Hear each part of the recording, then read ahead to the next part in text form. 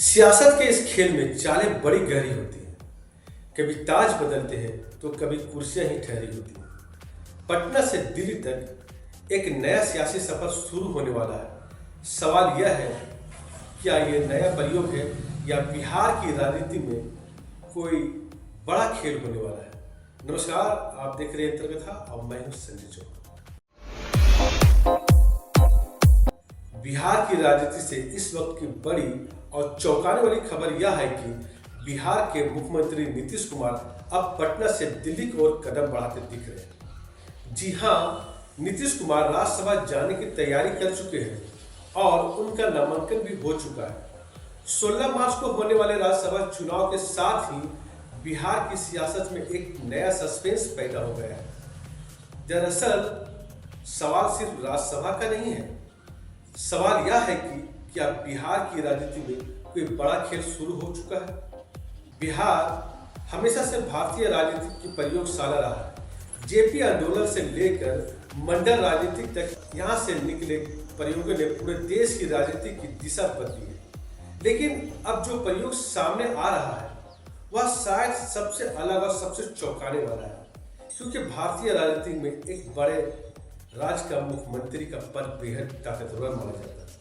कई बार तो मुख्यमंत्री का प्रभाव केंद्रीय मंत्री से भी ज्यादा होता है। ऐसे में सिर्फ राज्यसभा का अनुभव लेने के लिए मुख्यमंत्री पद छोड़ना राजनीतिक गलियारों में कई सवाल खड़े कर रहा है। कुछ विपक्षी नेता इसे भाजपा के सामने जदयू का सरेंडर बता रहा है, तो कुछ राजनीतिक जानकारी से नीतीश कुमार की नई रणनीति मान रहे हैं। लेकिन सबसे बड़ा सवाल है, क्या इस फैसले से जनता दल यूनाइटेड यानी जदयू का भविष्य खतरे में पड़ सकता है। इतिहास गवाह है कि जनता दल से निकली कई पार्टियां समय के साथ कमजोर पड़ गई या खत्म हो गई। ऐसे में नीतीश कुमार सक्रिय राजनीति से पीछे हटते हैं तो पार्टी की कमान कौन संभालेगा, यह सवाल और भी बड़ा हो जाता है।